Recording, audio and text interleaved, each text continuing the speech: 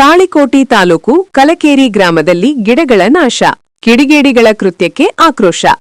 ತಾಳಿಕೋಟಿ ತಾಲೂಕಿನ ಕಲಕೇರಿ ಗ್ರಾಮದಲ್ಲಿರುವ ಎಂಪಿಎಸ್ ಸರ್ಕಾರಿ ಕನ್ನಡ ಹಿರಿಯ ಪ್ರಾಥಮಿಕ ಶಾಲೆಯ ಆವರಣದಲ್ಲಿ ನೆಡಲಾಗಿದ್ದ ಗಿಡಗಳನ್ನು ಕಿಡಿಗೇಡಿಗಳು ರಾತ್ರಿ ವೇಳೆ ಹಾನಿಗೊಳಪಡಿಸಿರುವ ಘಟನೆ ಬೆಳಕಿಗೆ ಬಂದಿದೆ. ಸುಮಾರು 15ರಿಂದ 25 ಗಿಡಗಳನ್ನು ಮುರಿದು ನಾಶಪಡಿಸಿರುವುದು ಸ್ಥಳೀಯರಲ್ಲಿ ಆಕ್ರೋಶಕ್ಕೆ ಕಾರಣವಾಗಿದೆ. ಈ ಘಟನೆ ಕುರಿತು ಪೊಲೀಸ್ ಠಾಣೆಗೆ ಮಾಹಿತಿ ನೀಡಲಾಗಿದ್ದು, ಪ್ರಕರಣ ದಾಖಲಿಸಿ ತನಿಖೆ ಮುಂದುವರೆದಿದೆ. ಘಟನಾ ಸ್ಥಳಕ್ಕೆ ನಾಯ್ಕೋಡಿ ಸಾಹೇಬರು ಭೇಟಿ ನೀಡಿ ಪರಿಶೀಲನೆ ನಡೆಸಿದರು.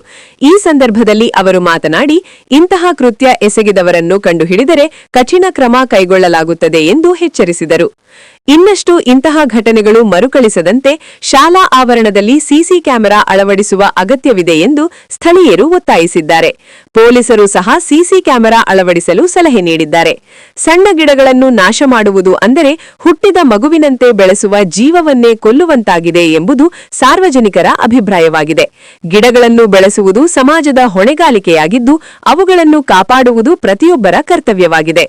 ಶಾಲೆಯ ಆವರಣದಲ್ಲಿ ನಡೆಯುವ ಒಳ್ಳೆಯ ಕೆಲಸಗಳು ಶಾಲೆಯ ಗೌರವವನ್ನು ಹೆಚ್ಚಿಸುವುದರಿಂದ ಇಂತಹ ದುಷ್ಕೃತ್ಯಗಳನ್ನು ತಡೆಯಲು ಗ್ರಾಮಸ್ಥರು ಸಹಕಾರ ನೀಡಬೇಕು ಎಂದು ಮನವಿ ಮಾಡಲಾಗಿದೆ. ಕಲಕೇರಿ ಎಂಪಿಎಸ್ ಸರ್ಕಾರಿ ಕನ್ನಡ ಗಂಡು ಮಕ್ಕಳ ಶಾಲೆ ಸುದ್ದಿ.